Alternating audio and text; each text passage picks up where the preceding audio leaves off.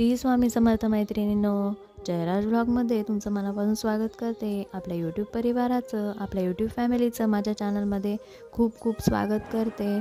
आज मी तुम्हाला महालक्ष्मीची व्रतकथा सांगणार आहे. श्री महालक्ष्मीची अनेक नावे, अनेक रूपे आहेत. पार्वती, सिंधुकन्या, महालक्ष्मी, लक्ष्मी, राजलक्ष्मी, गृहलक्ष्मी, सावित्री, राधिका, रासेश्वरी, चंद्रा, गिरिजा, पद्मा, मालती, सुशीला अशा विविध नावांनी श्री महालक्ष्मी ओळखली जाते. अशा या सर्वाभूती असलेल्या श्री महालक्ष्मीची ध्यानी घ्यावी अशी ही कहाणी आहे. द्वापार युगातील आपल्या भारतातील सौराष्ट्र देशात घडलेली. तेथे एक राजा राज्य करीत होता. त्याचे भद्रश्रवा नाव होते. तो शूर होता, दयाळू होता, प्रजादक्ष होता. 4 वेद, 6 शास्त्रे, 18 पुराणे यांचे ज्ञान त्याला होते. अशा त्या राजाच्या राणीचे नाव होते सूरजचंद्रिका राणी. रूपाने सुंदर होती, सुलक्षणी होती आणि पतिनिष्ठ होती. त्यांना एकूण 8 अपत्ये होती, 7 पुत्र आणि त्यांच्यानंतर झालेली एक कन्या. राजा राणीने कन्येचे नाव शांबाला ठेवले होते. एकदा देवीच्या मनात आले, आपण राजाच्या राजप्रसादी राहावे. त्याने राजा आणखी सुखी होईल, प्रजेलाही तो आणखी सुख देईल. गरिबाकडे राहिले तर सगळ्या संपत्तीचा तो एकटाच उपभोग घेईल.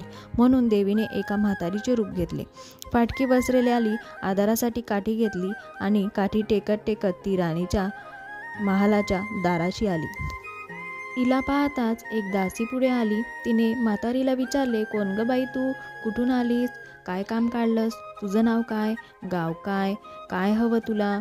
म्हातारीचे रूप घेतलेली श्री महालक्ष्मी म्हणाली, माझं नाव कमलाबाई, द्वारकेला राहते.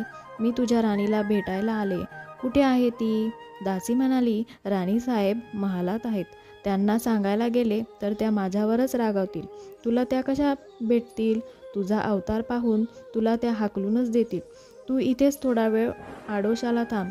म्हातारीला राग आला. ती संतापून म्हणाली, तुझी राणी गेल्या जन्मी एका वैश्याची पत्नी होती. तो वैश्य फार गरीब होता. त्यावरून त्या दोघांची नेहमी भांडणे होत. नवरा तिला मारहाण करी. या त्रासाला कंटाळून एक दिवस ती घर सोडून गेली आणि जंगलात उपाशी तापाशी भटकू लागली. तिची ती अवस्था पाहून मला तिची दया आली. मी तिला ऐश्वर्य, सुख आणि संपत्ती देणाऱ्या श्री महालक्ष्मी व्रताची माहिती सांगितली. त्याप्रमाणे तिने ते व्रत केले. तिच्या व्रताने महालक्ष्मी प्रसन्न झाली. तिचे दारिद्र्य संपले. तिचे घर संपत्ती समृद्धीने भरले. तिच्या जीवनात आनंद भरला. मृत्यूनंतर लक्ष्मी व्रत केल्यामुळे ती दोघे पती पत्नी लक्ष्मी लोकात वैभवात राहिली. या जन्मी त्यांचा जन्म राजकुळात झाला. देवीच्या कृपेने ती आता राणीपदावर बसली आहे. म्हातारीचे बोलणे ऐकून दासीच्या मनात जिज्ञासा निर्माण झाली.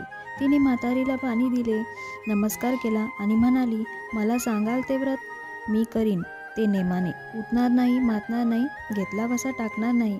म्हातारीने दासीला लक्ष्मी व्रताची माहिती सांगितली. मग ती उठली व काठी टेकीत निघणार तेवढ्यात राणी तरातरा महालातून बाहेर आली. फाटक्या वस्त्रातील म्हातारीला पाहताच ती संतापली आणि उर्मटपणे म्हणाली, कोण ग तू टेरडे? इथे कशाला आलीस? जा इथून. तिने पुढे होऊन म्हातारीला घालवून दिले. ती म्हातारी म्हणजे प्रत्यक्ष महालक्ष्मीच होती. हे राणीला कळले नाही. राणीचा तो उर्मटपणा पाहून महालक्ष्मीने तिथे न थांबता स्वस्ताने जाण्याचे ठरवले. राणीचा महाल सोडून म्हातारी निघणार तोच एक मुलगी लगबगीने बाहेर आली. ती मुलगी होती राजकन्या शांबाला. तिने येऊन म्हातारीला नमस्कार केला. ती कळवळून म्हणाली, आजी रागावू नका. माझी आई चुकली. तिच्यासाठी मला क्षमा करा. मी तुमच्या पाया पडते. राजकन्याचे ते बोलणे ऐकून श्री महालक्ष्मीला तिची दया आली. तिने शांबालाला लक्ष्मी व्रताची माहिती सांगितली. तो दिवस मार्गशीर्ष महिन्यातला पहिला गुरुवार होता. पुढे त्या दासीने लक्ष्मी व्रत केले.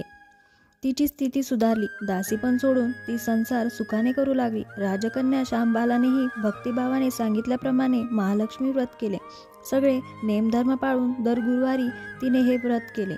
शेवटच्या गुरुवारी उद्यापन केले. लवकरच शांबालाचा विवाह सिद्धेश्वर नावाच्या राजाच्या मालाधर नावाच्या राजपुत्राशी झाला. तिला राजवैभव मिळाले. लक्ष्मी व्रताच्या प्रभावाने तिचा संसार सुखासमाधानाचा चालू लागला. पण इकडे भद्रश्रवा व राणी चंद्रिका यांना हळूहळू वाईट दिवस दिसायला लागले. त्यांचे राज्य गेले. त्यांचे सगळे वैभव ऐश्वर्य लयाला गेले. चंद्रिका राणी होती ती स्थिती आता बदलली. अन्न पाण्यालाही ती महाग झाली.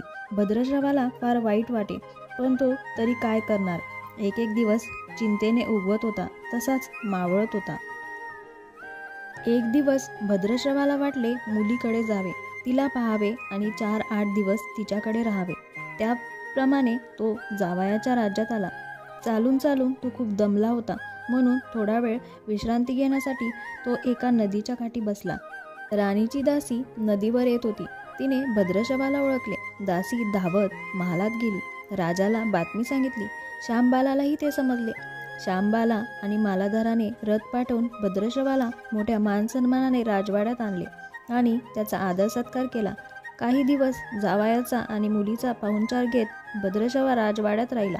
आता परत जायचे विचार त्याच्या मनात घोळू लागले. जावयाला त्याने तसे सांगितले. जावयाने संमती दिली.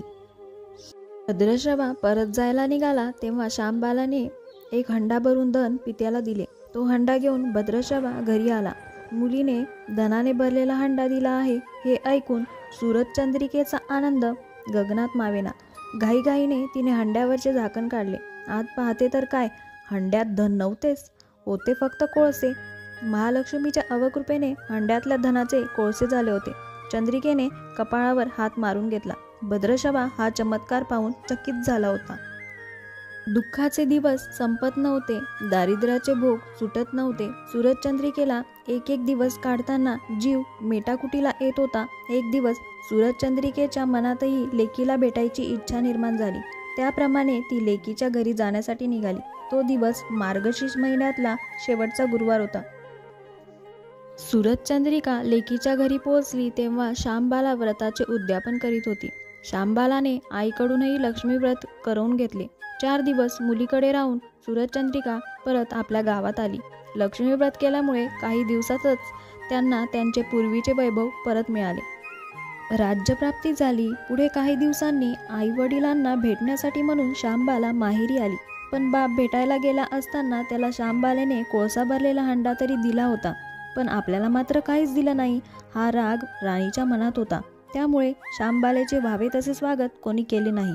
राणीने एक प्रकारे तिचा अपमानच केला होता. पण श्यामबालेला आईचा राग आला नाही. ती पुन्हा आपल्या घरी जाण्यासाठी निघाली. निघताना तिने पूर्वी बापाला दिलेला हंडा परत घेतला. त्यात मीठ भरले व तो हंडा घेऊन ती आपल्या सासरी आली. स्वगृही आल्यावर मालाधाराने श्यामबालेला विचारले, माहेराहून काय आणलंस? श्यामबालेने बरोबर आणलेल्या हंड्याकडे बोट दाखवले. मालाधाराने झाकण काढून आत पाहिले तर हंड्यात मिठाचे खडे.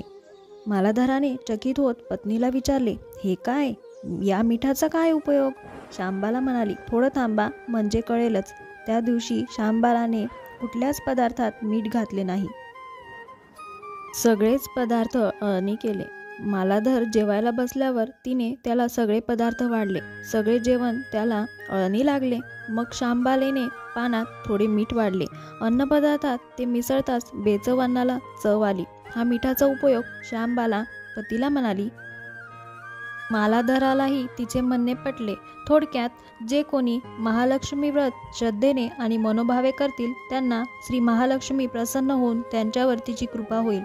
पण श्रीमंती आल्यावर सुद्धा माणसाने उतू नये. नित्यनेमाने श्री महालक्ष्मी व्रत करावे. देवीचे मननचिंतन करावे, म्हणजे देवी सदैव तुमच्या पाठीशी उभी राहील, तुमची कामना पूर्ण करील. महालक्ष्मीची ही कथा कहाणी गुरुवारची सुफळ संपूर्ण. ओम महालक्ष्मी नमः. असेच नवीन नवीन व्हिडिओ जर तुम्हाला पाहिजे असतील तर चॅनलला सबस्क्राईब करायला अजिबात विसरू नका. श्री स्वामी समर्थ.